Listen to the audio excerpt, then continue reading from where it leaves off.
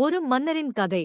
ஒரு காலத்தில் எவர்கிரீன் என்று அழைக்கப்படும் ஒரு வளமான ராஜ்யத்தில் அலெக்ஸ் என்ற புத்திசாலி மற்றும் இரக்கமுள்ள மன்னர் இருந்தார். அவரது ஆட்சி அமைதி, செழிப்பு மற்றும் அவரது மக்களின் நல்வாழ்வு முக்கியம் என எண்ணினார்.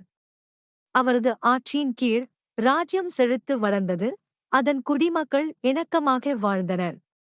மன்னர் அலெக்ஸ் தனது தீவிர புத்திசாலித்தனத்திற்கும் அக்கறையுள்ள இதயத்திற்கும் பெயர் பெற்றவர். அவர் நியாயத்துடனும் நீதியுடனும் ஆட்சி செய்தார், அவரை அறிந்த அனைவரின் மரியாதையையும் போற்றுதலையும் பெற்றார்.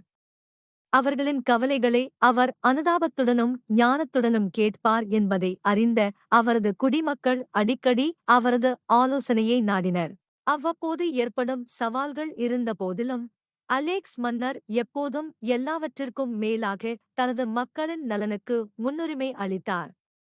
தனது ராஜ்யத்தில் உள்ள அனைவருக்கும் உணவு, தங்குமிடம் மற்றும் கல்வி கிடைப்பதை உறுதி செய்ய அவர் அயராது உழைத்தார். சமத்துவத்தையும் நீதியையும் ஊக்குவிப்பதற்கான அவரது முயற்சிகள் அவருக்கு தனது குடிமக்களின் அன்பையும் விசுவாசத்தையும் பெற்றுக் கொடுத்தன. அவரது ஆட்சி முழுவதும் மன்னர் அலெக்ஸ் தாழ்மையாகவும் அணுகக்கூடியவராகவும் இருந்தார், கருணை மற்றும் இரக்கத்தின் முக்கியத்துவத்தை ஒருபோதும் மறக்கவில்லை. ஒரு இரக்கமுள்ள ஆட்சியாளராக அவரது மரபு அவரது காலத்திற்குப் பிறகும் நீடித்தது, எதிர்கால சந்ததியினரை ஒருமைப்பாட்டுடனும் பச்சாதாபத்துடனும் வழிநடத்தத் தூண்டியது. வரலாற்றில் எவர்கிரீன் மன்னர் அலெக்ஸ் ஒரு தலைவராக தனது சாதனைகளுக்காக மட்டுமல்லாமல் அவரது குணத்தை வரையறுக்கும் கருணை மற்றும் தாராள மனப்பான்மைக்காகவும் நினைவுகூரப்பட்டார்.